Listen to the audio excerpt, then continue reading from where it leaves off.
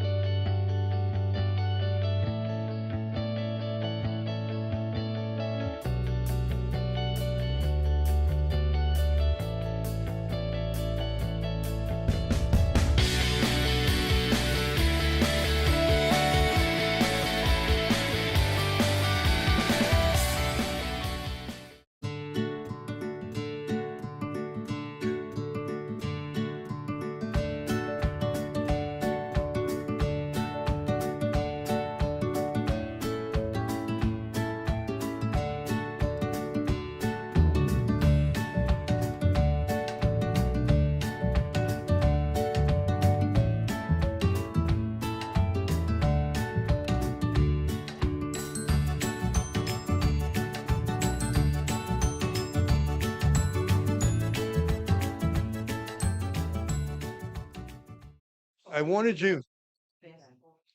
wanted you to see he has a drone, and the drone sits up watching all these guys removing the tile 60,000 pounds from each building. 35 times, that's 2.1 million pounds of tile dropped in on your garage side. Every morning there would be somebody that would put some plywood up against the garages to protect them. But the guys would unload the tile from the roof into a dump truck or to a lift trailer. One guy was seen with a wheelbarrow on his back going up the ladder where he was using that to haul tile from the rear of the house to the front and dumping it. I don't know how they do that, but even the thought of 60,000 pounds per building is a lot. That wasn't all done by ourselves. There were some guys that, like Dan Fitzgerald. Do you know Dan? Come here, Dan. Stand up, Dan. Come here. If you can get out.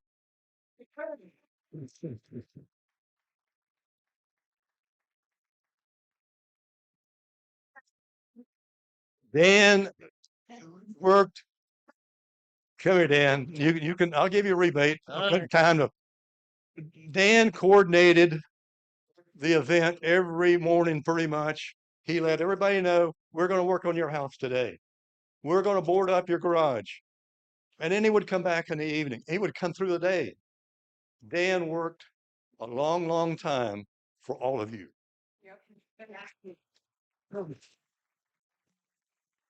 And we don't have an attaboy, Dan, other than thank you. All right. Thank you very much. Now, I told you to have rebuttal if you want. What's that? You want to rebuttal? No. Okay. Okay. More guys like Dan. That'd be fine. The roofing project started on April the 15th and carried through until the end of July. We were taking bets on when it would finish, either August the 3rd or the 4th or the 5th. It's still ongoing somewhat. We have some damages from the hurricane to the side of a house. We have damages to the side of a house here and another house that she's not here tonight, I don't think, Darcy. And we have some paint on interior that is yet to be done. Other than that, do you have any questions about the roof replacement project that I can answer for you right now? If not, oh, Can I just, not a question, just want to one more comment about Dan.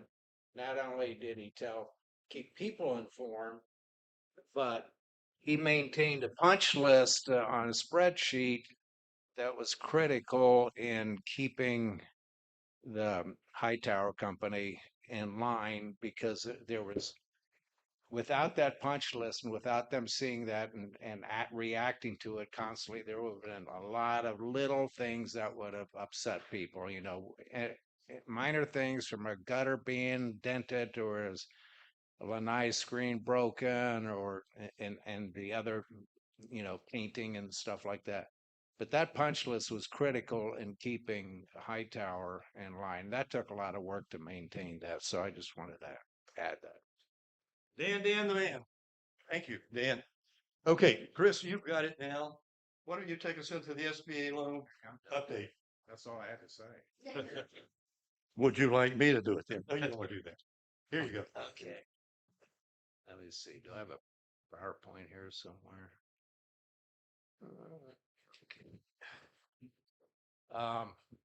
And before I get into the numbers, because that's mainly all I'm talking about, is a lot of numbers.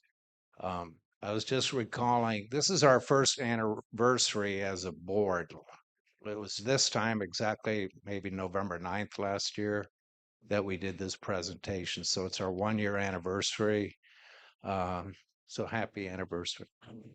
But and as I was trying to prepare for this presentation today, I was looking back over the slides from a year ago, and it was a totally different picture at that time. At that time, getting back to the roof, if you just walk down the street, it was an ugly mess. You saw tarps flying around and all over the neighborhood. The roofs were black and ugly. It was an ugly sight. And at that time, we still didn't have, everybody knew this, but we were trying to pursue the financing through the SBA to help cover the costs. And we were still mired in that bureaucracy, which took many months to finally put into place. we just terminated the services of Dean Cavallari at that time because we concluded we were not going to get to the promised land. Because think back in November, that was almost a year after the hurricane, and we weren't any closer to any kind of resolution. So we did that, and then we were pursuing a law firm that could more better represent our interests, and that took a while to put into place. So that's where we were last November. And so getting into the budget in this year, uh, first of all, the cash, where do we stand on the cash? One thing about talking about at this time, one of the disadvantages of doing this presentation early in the month is our management company is always at least 1 month behind in producing financials. So here we are, first week in November. We just now got the December 30th financials. So we're always going to be at least a month behind. So, so I can give you, yeah, September 30th is what I'm showing you some of these numbers from the financial statements. These are from the provided by First Service. So where we stand today, recap, as of 9:30, we have $108,000 in the operating funds balance. And then our regular reserve balance, 45,000. And so what we didn't have at this time last year was what I'm calling now a special reserve account. That when we got our loan with the SBA, we were required, one of the requirements was that we totally isolate all the expenditures, the proceeds coming in and the money going out in an entirely separate account. It couldn't be mixed in, intermingled with our other regular reserve account. So as of, this is a little bit more up to date because we asked, we didn't want to rely on the statement as of September. We wanted to get a more up-to-date cash balance, which they can provide when you call them and ask, how much money do I have in the bank today? So that's where we were in this account. So if you add that up, that looks like a big number, 700,000. However, in the footnote down below, we just sent last week, we finally determined on the correct number to pay down our SBA loan. The SBA loan was for 1.83 million. One of the requirements with the SBA is if you do get an insurance settlement, which we ultimately did not long ago, then they want you to pay some of that money down back. In other words, early. So after we were finished with pretty much all the expenses of the roof project, we had some money left over. And so we ended up sending them a check last week for 530,000. So subtract 530 from that, and it's really a balance of about 166 right now, 166K. So what did we pay out of the reserve funds? The roof replacement project cost us $2,077,000.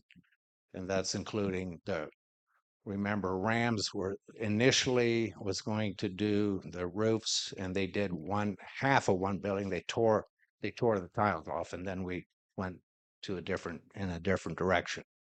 So, and that was also for some of the early repairs that they did. So the total was that, and then the pay down is 530. And one of the nice things that we had when we opened the special bank account with Webster Bank, we were getting a 4.7% interest. So initially we had large disbursements coming in from the SBA, in the several hundred thousands of dollars. And that accumulated at that high rate of interest, which was a pretty good rate. So that's why over time, over the last year's period, we've earned around 15,000 in just interest alone in that account, which we would not have gotten if that money had gone to one of our regular reserve bank accounts. So then we got the final settlement if you recall, there was an initial payout from our insurance company, American Coastal.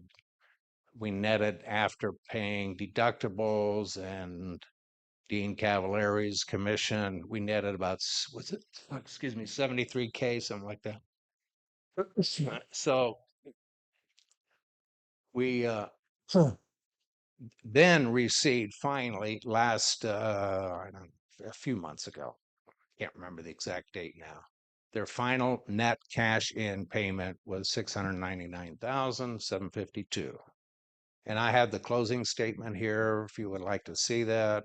It's a one-page document that shows the gross amount they settled for was 1.1 million, but after you deducted the attorney fees, and we still had to pay Dean Cavalier's 10%, and we had to pay an engineering company, which we would have never gotten a settlement without doing that, 70K out of that.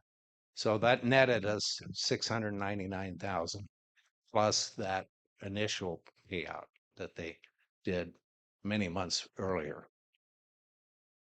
Okay. So recap, the initial of this is a very simple slide. What was our source of funds, which consisted of the $1.83 million initially, the $773,000 total insurance proceeds, and the interest earned. And how did we use that money? Well, we paid for 35 new roofs at that cost. That left us, and then that left us some money that we could pay down the SBA loan, which was a requirement anyway. It wasn't really optional. So we paid down 530. So the residual of that is about 11,000 we have currently in the bank, give or take a few bucks. I have a question on the financial. Okay. For the insurance company for the one twin. For the what? For the Yes. one twin.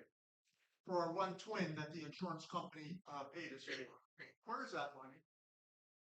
I never saw it in our books. You mean yeah, it's in the books. It absolutely is. Where?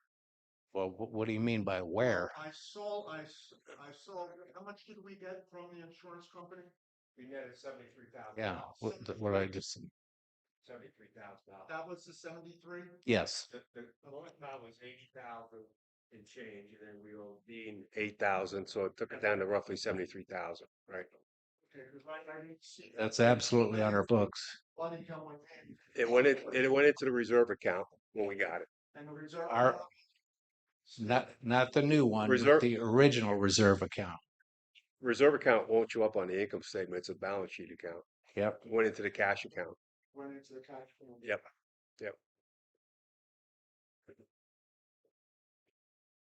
So as of the first 9 months of this year, our total, getting now to our regular budget, operating income was 229 versus the budget of 218, which gives us a small positive variance, and that was primarily from interest income. And then if you look, I didn't really even want to show this number, but that's what's on the books and the financial statement. So that as of, if you're looking at the financials end of September, that's the total income that came in. And of course, that was non-budgeted, so the budget is still this. And then the total expenses, which really you need to compare to that, was a little over our budget for the first 9 months by 13,000. Okay. That's where we were as of the first 9 months. So what were some of these major expense categories and where we are today? There's really, I mean, there's a lot of line items on the budget. It's like 2 pages worth of line items, but basically they boil down into 5 major categories.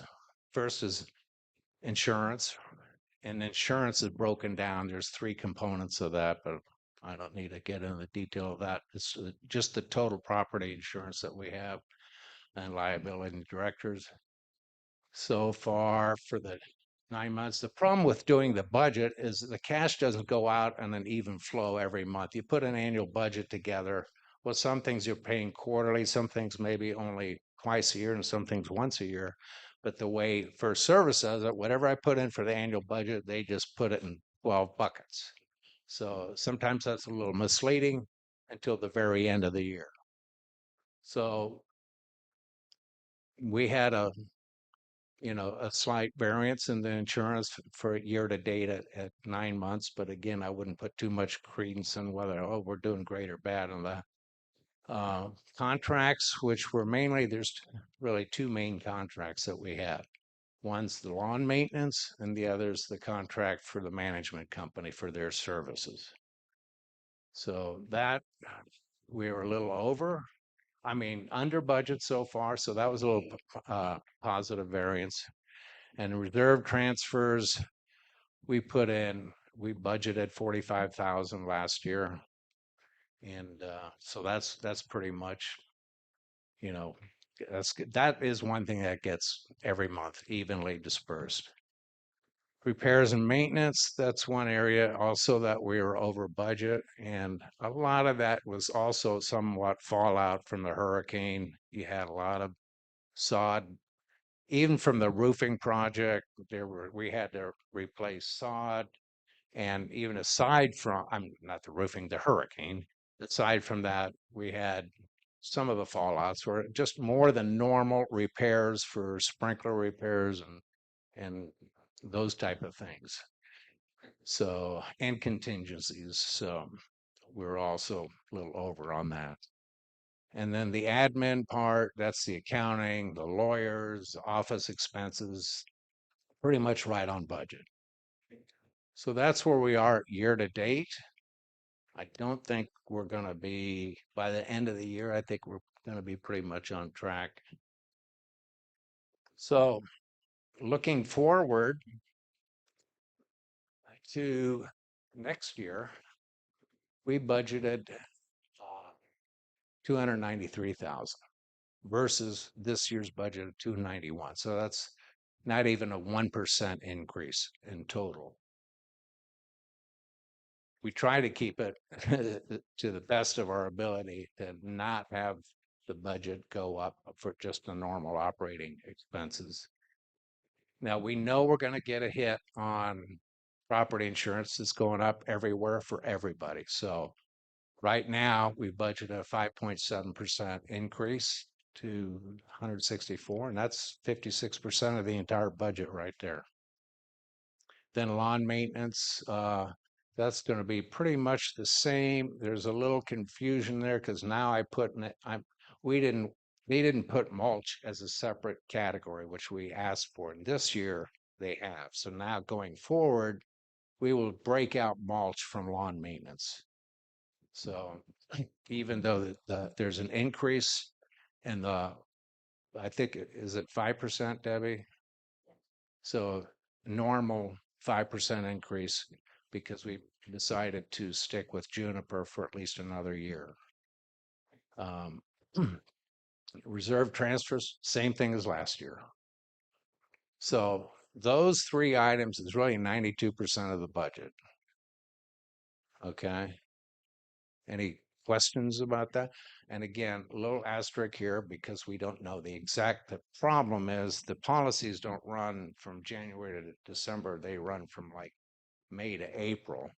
And you can't go start negotiating now for next year's policy at this time. It's just too early. They won't even talk to you, at least the brokers that we use. However, we do plan next year not to just use the same broker that we have been. We're going to chop that out and see what happens if we can maybe get a better deal through a different company, a different broker and a different company. So that's the major expenses going forward next year. Some other key items. You can see these are smaller amounts, but the mulch we budgeted 9,000, and we don't know yet whether that's going to be very accurate. Could be a couple thousand more. We'd like hope that we could keep it at that level. Depends how much mulch we use. And I know everybody always wants more mulch, so that's always a challenge. Contingencies, we lowered that slightly in the budget because we're just hoping that a lot of that contingency was used in the past for, again, fallout of hurricane damages and things like that, having to hire extra repair people to do this and that. So we don't see an imminent need to increase that. So we lowered that a little bit. And the same applies to the attorney fees. We had to make a lot of use of attorney fees last year, reviewing the SBA contracts and all kinds of stuff that we constantly were forced to get legal advice. So hopefully it'll be quiet in that regard this year. And sod and irrigation repair, same thing again. We don't anticipate a lot of new outside the ordinary type of maintenance and repairs. Jerry? Chris, the question on slide before, on the property insurance, this increase, are we still with the same company, number one? And, now that we all have new roofs, is that to our benefit? We're with American Coastal, the same company we had prior to remember, when you're in litigation, you can't change.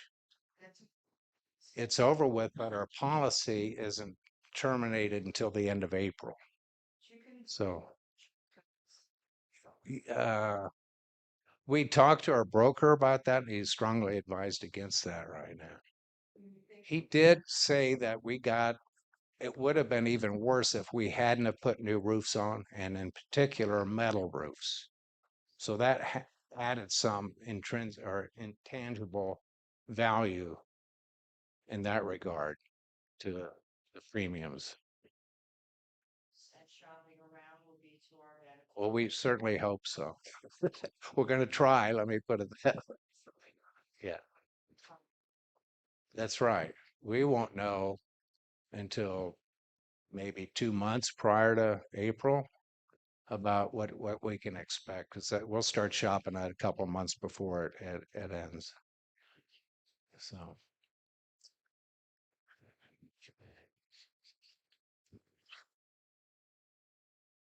So getting back, well, now looking at the SBA, getting the loan was great, but now we have to pay it back slowly over many years, but at a fantastic rate of 1.8%. So, and again, that was our original loan. We just now paid down. So now the new balance, and so we'll get a new statement from them. The new balance is 1.3, which translates to that we have to pay them back 58,000 a year, much less than before, which translates to, on a monthly basis, to 48.45. If you divide that by 70 residents, it comes out to $831, give or take a couple pennies. I'm rounding off usually to nearest dollar, or $69 a month. And of course, the way we will set it up is a quarterly payment as a special assessment, and it will be due the same time as the regular operating dues. So, people that want to pay their quarterly dues, they can just most people prefer doing it online through the First Service. I know not everybody does that, but they make it easy to do that you can show you're going to make your total payment, and the amount that's owed for the special assessment will be broken out separately from the regular dues. So basically, we're looking at 208. Now here's something just to think about.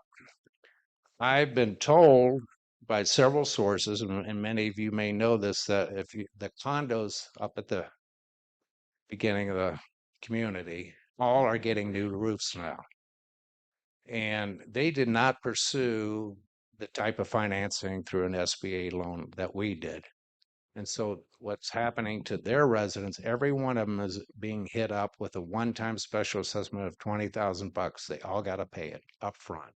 It's their problem how to pay it. They have to get their. It's a 29 year, well, it's actually a 30-year mortgage, but really for 29 years because well, that's right. So why do you care? I mean, that's the beauty of it. It gets, I mean, the average, when you think about the average person, average tenure in here, on average, some of you may be around a long time and others may move or so it is not a loan. That's just to be clear about this. The HOA owns this loan, not the individual homeowners. Okay. So yeah, when you think about it, nobody here is going to be around 30 years. So, but those poor guys in the condos didn't have this option. They had to come up with 20K. If we had not done this, you would all have to pay. If we did the same thing they did, you'd all have to pay 18. I'm not saying you, but I'm saying we would have to pay about 18 and a half, 18.5 thousand for those roofs that we have. Okay. So I'd say it's a pretty good deal we got. Well, that comes to 22 year contracts. That number comes to 22 years. Which number? Take 1.3 divided by 58,000 and change. It's 22 years. I don't think so. Then doesn't know how to get it. Well, why don't you hold that thought and let me talk to you after the meeting because I'm not going to get on my calculator right now or Excel or anything.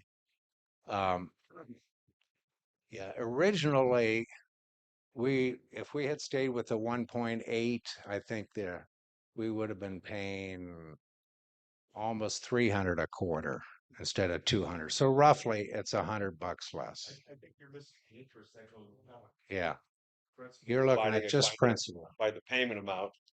That's not how it works, obviously.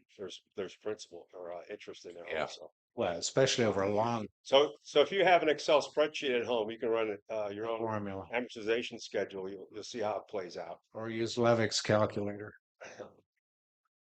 HP 12C, is that what you're still using? Used to have that, no. So, okay, looking at the dues going forward last year, we had 1022 as HOA, but we didn't have a special assessment. This year, you're going to pay a couple bucks less, but you have a special assessment. So this is the bottom line. And yeah, it's going to be within $1 or $2 because I do not have the official SBA just got the money and they're processing. Everything takes a long time, but by next week, we'll get a new statement from them of the new loan balance and payment information. Then I'll have the exact number down to the penny. It's going to be right there within $1 or $2. And I think that's the end of my presentation. Questions?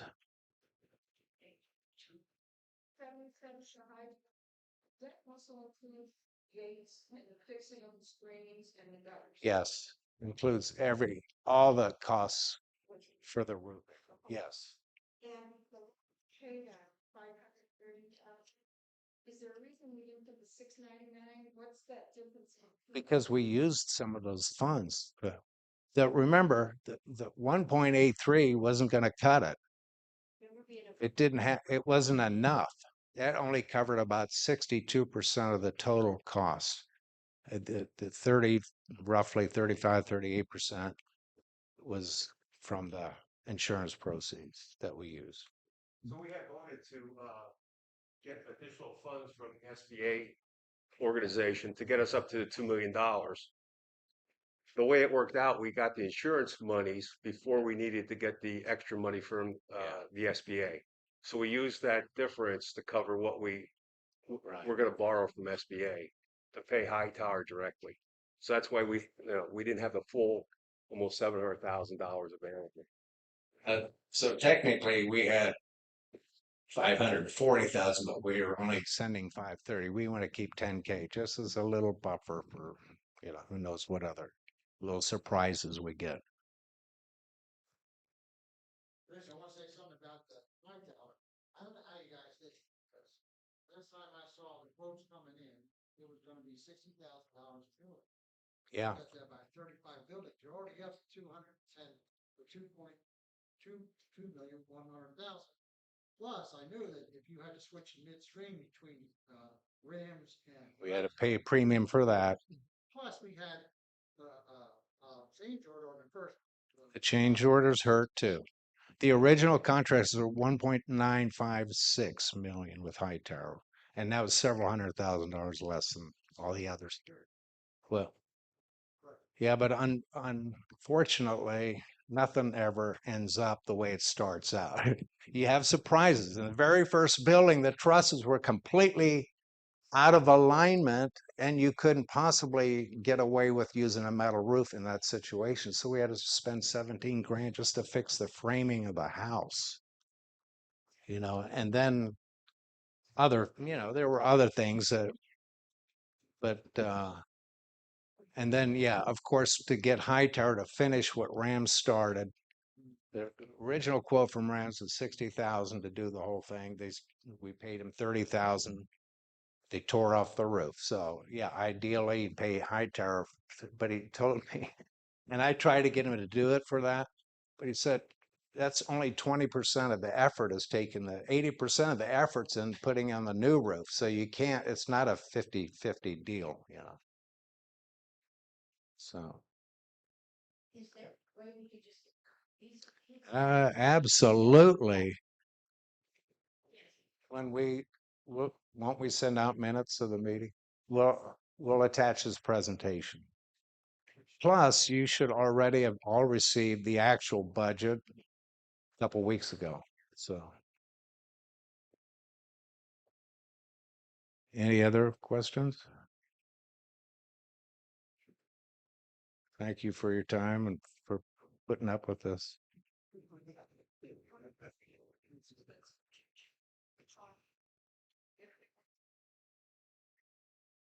Okay, I knew somebody had to bring that up, didn't they? Okay, well, here's the deal, just for clarification. This loan is owned by the HOA. So it stays with the building, regardless who the owner is. So if you sell your house and you have to disclose, it's just like, think of it as regular dues. The new owner's going to have to pay the regular dues. Well, this really becomes part of those dues. And so if the buyer doesn't like it, then it's up to you to negotiate and lower the price for them to make them feel better. That's your only option there. Okay, that loan stays with the building. It's in the name of the HOA, not the individual owners. No, the seller can walk away from it. It's no longer his problem or obligation, I should say. Chris, I'm gonna correct you on form, so it seemed you had gone down the budget from 61 to 52. What's that? The lawn maintenance Yeah, budget. it's because of the mulch. Oh, okay. It's the mulch. Yeah, Separated now. yeah. Gotcha. I was gonna say they're gonna be doing it less. Yeah. Okay, gotcha. Well, Yeah. yeah, well, Can I just make a comment on the mulch? I hope that this year we do get mulch that's gonna go around the house. Last year we didn't get enough mulch, so it'll be 2 years that any of my shrubbery in the back facing the lake has been mulched. Yeah, that's an area I don't have a lot of expertise on, so I'll defer to Levick about that. I'm not sure in the past whether the policy was to do the backside of the house or not, because a lot of people don't have any landscaping and some do. A lot of people put their own mulch back there. I for one, put my own mulch back there, so I'm not sure if that's part of the It's always been. out. Yeah. Landscape put in by the builder. This is not landscaping. Okay. By the owner. Yeah. Well, and like a lot of places have little islands with the palm trees in the back, and I'm sure that's always considered as part of the mulching. I'm thinking more in terms of right behind, directly on the backside of the lanai. A lot of houses have nothing, just grass coming right up to it, and some have put in little beds of plants. So in that case, you most likely are better off just putting your own mulch in that and spots like that. Have we ever investigated blowing mulch into the houses in Boulder? They look up these tree trunks. Yeah. Tree experts that cut down the limbs and all of that. And they will sit there with a fire hose type of device blowing Yeah. the mulch in and around the house. To my, Bulk yeah, instead of buying yeah, 5-pound bags. it's probably cheaper, but I'm not aware that we have. Major rate because of the expense. That's important. Okay, there's your answer. Right. Now, one idea is just to go at midnight. You see all those pallets of just grab a few of them, and I mean, I would do it.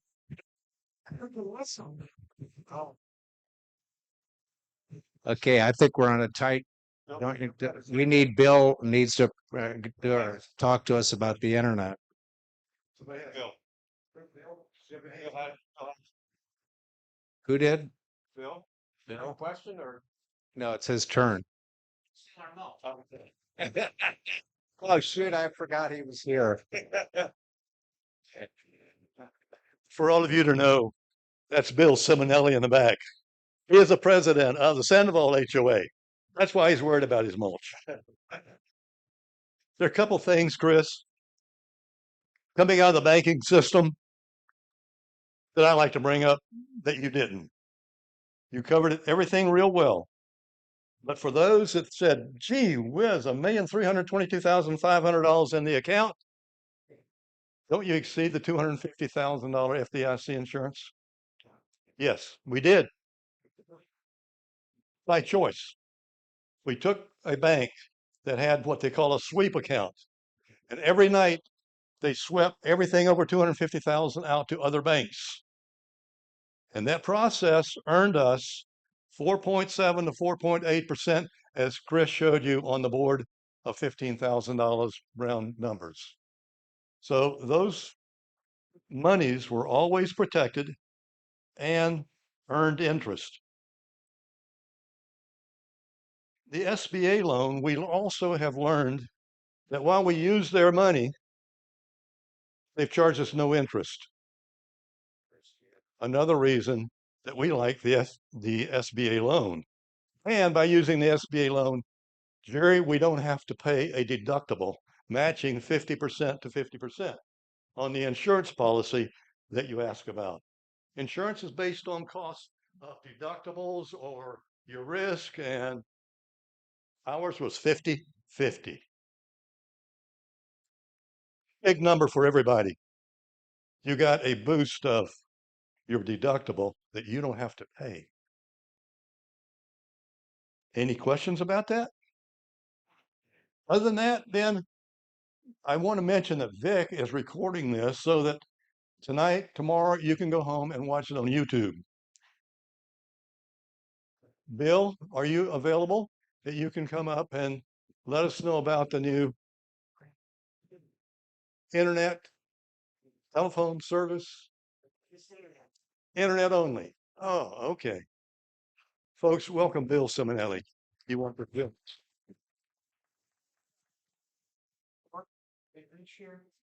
Oh, cool. Then I can just talk.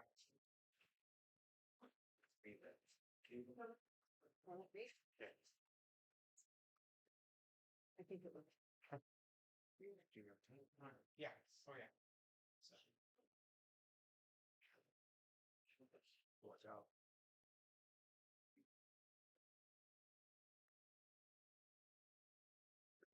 Okay, well, we're waiting for that to. Can you hear me through this, or do I have to use this? This one right here? This one? Okay. Turn it on, turn it on. Okay. You'll get a light when it comes on right there in front of you. Got it. Okay. So I asked Levick for the opportunity to meet with the different associations in the community because we're in the process of working on a major changeover, one of the key services that we offer as an association, and that is bulk internet service. As you might be aware that we originally signed a contract, 10-year contract with CenturyLink a few years back, and that contract originally contained internet and video services. About 3 years into the contract or more in the 2021 timeframe, CenturyLink made the business decision to get out of the Prism or TV cable business, and the Master Association used that as an opportunity to reset the contract with CenturyLink, and for the remaining 5 years, it has established a bulk contract rate of 24.95 or 24.50 per month for essentially 500 meg or 400 mega service for each unit. And that's what we have right now. Now, we also know that after Hurricane Ian, CenturyLink has experienced a significant amount of issues in terms of the reliability of their internet services. Last year, there were several cuts either on Pine Island or in the Matlacha area that cut off our service. That was very discouraging. And I think we all have had, at least a number of us have had experience with CenturyLink, now Quantum, in terms of their customer service. So yeah, they're now called Quantum Fiber. They went through not only a product rebranding, but they supposedly have upgraded the back end of the network to a newer technology that allowed them to say we've got a nice new product out there. So all those factors sort of combined, and what we did back in the fall timeframe was we formed what was called the Internet Ad Hoc Committee. And that Internet Ad Hoc Committee had two objectives. One was to re-engage CenturyLink on a proactive basis to see if we could develop some plans from them to improve in the short term our internet service here, which we tried with some success and not too much success actually, to get them to reconfigure their network to improve their reliability. The more important objective was to start engaging the marketplace and see what options were available for us to use when the contract ends in April of 2026. So the first step is that doing some research, we found that many associations had a high success rate when they first contracted what's called an internet consultant. These are consultants that are experts in working, representing associations and engaging the vendors to get RFPs or quotes from them for long-term service.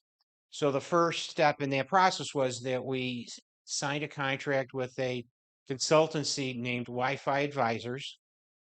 And we started working with Wi-Fi Advisors to engage the marketplace. So we went out and got quotes from 5 internet vendors that could provide high capacity internet service to this community. We went to CenturyLink for a renewal offer, Summit Broadband, Hotwire, Bluestream, and Xfinity/Comcast. All 5 of them were here in the August timeframe. They went and did a thorough looking at the community.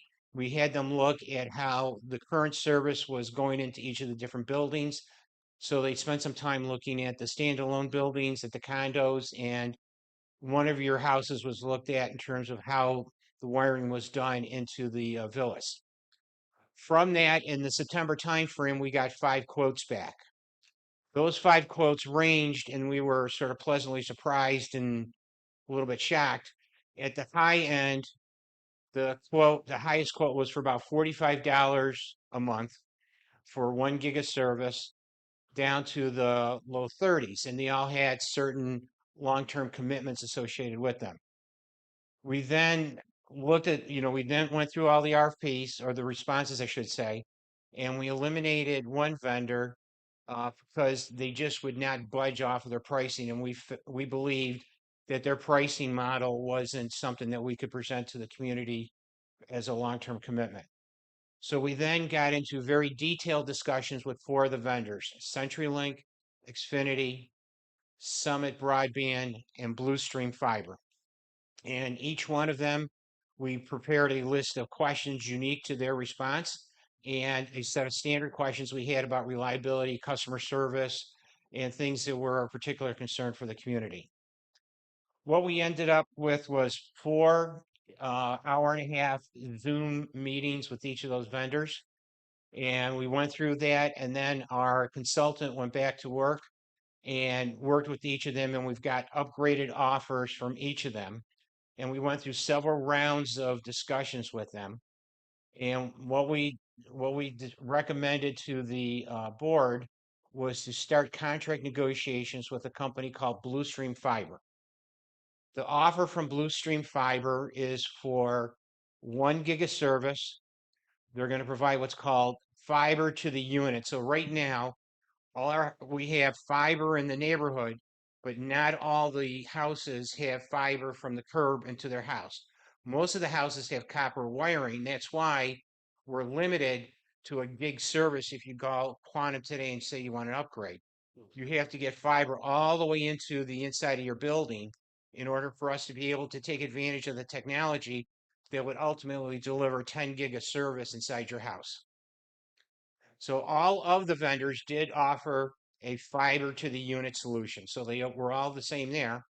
But one of the things that we really impressed us about the Bluestream offer was right from the beginning, they made a commitment to have redundant internet feeds come into the community. So that means 2 separate feeds of the internet would come into the community, and their CEO made a commitment that we're now working through on the contract side for 20 millisecond cutover, so less than a second cutover if one of the feeds gets cut into the community.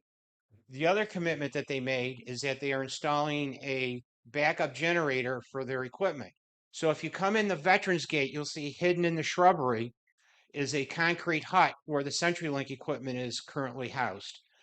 Bluestream's going to put in a similar type of hut, but there's going to be a generator with that. So in case of a power outage, if you have backup power in your house, you will have internet service still continuous. You still have to have a generator like I do in order to do that.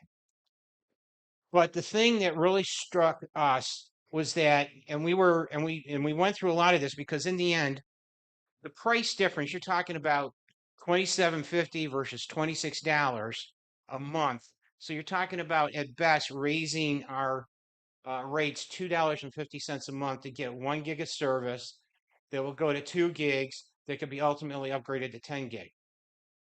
But the thing that we found that really distinguished Bluestream Fiber was their customer service commitments. In their contract and in the referral checks that we did with them, we found that they have local on-site customer service. That's Florida-based customer service. They have commitments for how fast they will answer the phone, and they have contractual commitments about how soon they will deploy a technician to repair a problem if you get a call in by 2 o'clock in the afternoon. No, we didn't see these kind of commitments from any of the other vendors. CenturyLink as the incumbent obviously would have been an easy choice because there'd be less disruptive. They'd only have to do upgrades from each pedestal to the house, but they could offer no solution that told us that they were going to improve on their customer service side. So that's why in the end, the Internet Committee recommended to the board that we start contract negotiations with Bluestream Fiber. So we're now in the process of negotiating a contract. We have engaged or retained a lawyer out of Naples that specializes in representing HOAs in telecom contracts with telecom vendors. And we hope to be in a position to present a contract to the board for review and approval at the December board meeting. So if that goes through as follows, Bluestream Fiber will then start the permitting and planning process, and sometime starting in March, April timeframe, you'll start to see their trucks in their community as they start putting fiber, and there will be no cuts in the streets, no cuts in the sidewalks, as they're going to do all underground boring of the fiber to get it, and then they'll work with us to start in the January 26 timeframe to start cutting over all 1,425 units. So like I said, I asked Levitt because this is going to be a big change for the community. We have, because they are putting essentially somewhere north of $4 million of their money into invest in building service for our community. In return, they're asking for a 9-year contract. So we are looking at a 9-year contract at $27.50 a month that will deliver 1 gig for the first 2 years. Then it's going to go to 1.5 gigs. And at the end of 5 years, we'll be up to 2 gig. And then we have the ability to negotiate technology upgrades for higher speeds as we get farther into the contract. The other thing that's part of the commitment is that they're going to install, or in each house, a new modem. Each of us have like a box from CenturyLink today that does Wi-Fi. That box will be Wi-Fi 7. Like all the other, what is sort of standard today is that in addition to that box, they will also, when they come to your house, they will install up to 2 Wi-Fi nodes. So that'll be a way to extend the service inside your house. So if your modem is in the back of the house and you want Wi-Fi in your garage, you can put one of these hubs, plug it into an outlet, and it'll extend your Wi-Fi service across your house. This way I can convince my wife to put a TV in the lanai so I can watch TV on the lanai now. So, but I just wanted, because I know I put out a president's letter about that to the whole community, but I want to take advantage of meetings like this to give people a chance to hear more detail and to ask any questions about it, because it'll be a change for the community in terms of, it'll be some disruption with the construction. You'll have to work with the new vendor to schedule getting them into your house to set you up. So we're going to go through that. And we're all going to go through a learning process about how to use their app to get the service working in our houses. So with that, if anybody has questions, I'd be happy to answer them. 9 years is 3 lifetimes in the technological world. Yeah. We all learned from CenturyLink. Business models change. Companies go out of business in the tech world. I can name a dozen top level that don't even exist anymore. 9 years just doesn't make a lot of sense. I've been in this since the 1980s. And I just seen too many companies come and go. CenturyLink came gangbusters, and then 3 years later decided we ain't gonna do this anymore. Do we have any handcuffs or come back so we can, if they decide to break the contract, is there gonna be any penalty, or they just walk away? Well, so if they go out of business, they're going to go out of business because they've been bought by someone else. And the policy changed. No, the policy does not change. We have one of the things that is pretty standard. What the association tries to do is that we control transfer of contracts to a new entity. So they can't automatically say we've been sold to company ABC, and here are your new terms, because we can't, because we have to give approval for any change of ownership in the company we do business with. So that's one of the protections we have in place. They go out of business. Right? We don't have any leverage on them at all. Well, so, True for any- but that's true for any company you're going to do business with. So this is a company that has over 400,000 customers across Florida. They're expanding. They just got $500 million of new capital investment in the company to allow them to expand and to increase their service levels across Florida and Texas. Those are the 2 markets they're concentrating on. So we're very confident. We got references from Glen Eagle and from Shell Point out near Sandoval about the level of service they provide. And we believe that this is going to be the best solution. Any of the companies were asking for a minimum of 5 years. 5 years makes some sense. 9 years. Well, in 5 years, so here's the trade-off in 5 years. We have to negotiate a contract in 5 years, and we're going to have to see another increase in 5 years. Yeah, you're gonna pay more. We at least have service in them. Right. We are confident that the 4 companies that we went into serious negotiations with, all of them will be here in 15 years.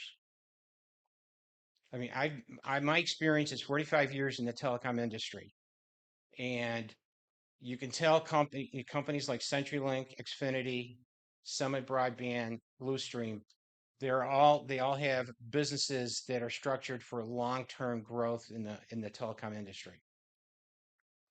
So, if a company is going to spend $4 to $5 million to put investment into our community, they're going to want a return on investment for that capital that they spent. So the trade-off is we could have paid a higher rate so they can get their buyout, they can get their break even sooner, or we could have a lower rate, which is essentially a $2.50 increase over what we're paying today for essentially state-of-the-art internet service for the next 9 years. Bill, Yes. is Bluestream the only vendor that offered full redundancy? All the other We don't have vendors it now. offered some form of We redundancy. certainly don't have it now. We don't have it now, and I have to say that Bluestream was the only one that came to us with a very detailed layout of how they're going to do it. So that gave us a high degree of confidence. We also, like when we talked to ShellPoint over by Sandoval Island, and they gave us their experiences of how fast they came back in service after Hurricane Ian with Bluestream, that also created a lot of confidence about what that Bluestream was actually able to pull off what they claim they can do from a redundancy and service reliability. And ShellPoint, by the way, also had a backup generator. So even before power was back into that area, the management team and some of the apartments that had portable, not the high rise, but some of the standalone houses that had alternate power were already back up to internet service within 48 hours of Ian. So, How many people in the community have generators? on my street, there was at least half the street of her generators during Milton. Yeah.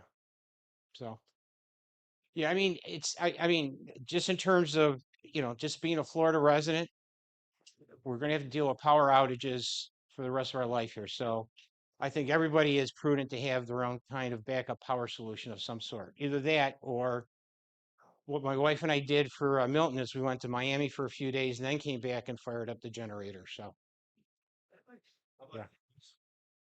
So unfortunately, the community negotiated away TV service when they had the opportunity to look at alternatives when CenturyLink changed 3 years ago. So at this point, we believed that including bulk TV service wouldn't be the best choice because, first of all, the pricing would have really we would then have to jack up the pricing again. But we do know that Bluestream does offer retail TV services. They offer a cable TV streaming service. So once they become our internet provider, if you want to, you can contract with them on a retail basis for their different TV packages, which are pretty standard in terms of price and content at this point. And this, Phil, sorry, this contract starts in 2026? Yes. So we would sign the contract in December, so they would start service, and our first payments to them would be, I'm going to say, probably April 26th of 2026. Okay. Other questions? Okay. Thank you for letting me have some time.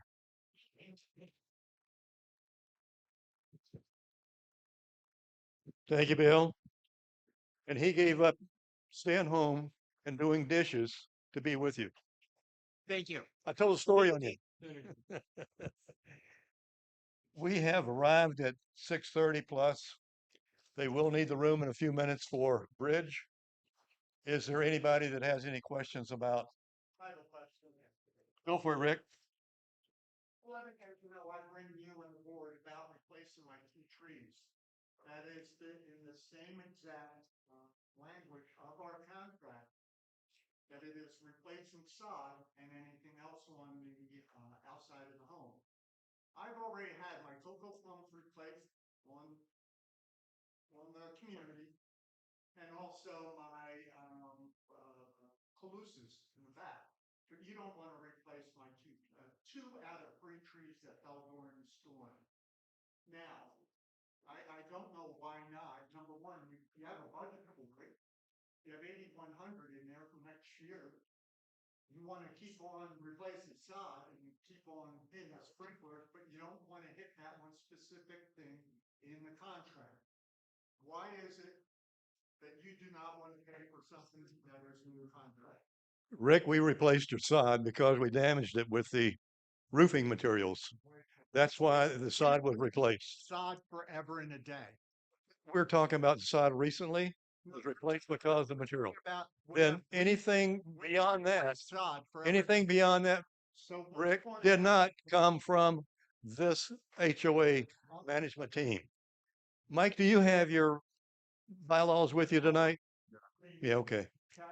And just so everybody knows, I don't want you to try. There's going to be a $75 filing fee. And also, I'm sure Levick, you're going to have the attorney there. So I'm going to have to hire an attorney. Rick, please sit down. It's in the contract. Have a seat, Rick. See you. Thank you all for coming. The bylaws are clear. I got it in time. You got them. He got the thing. Oh, thank you. Okay, cool.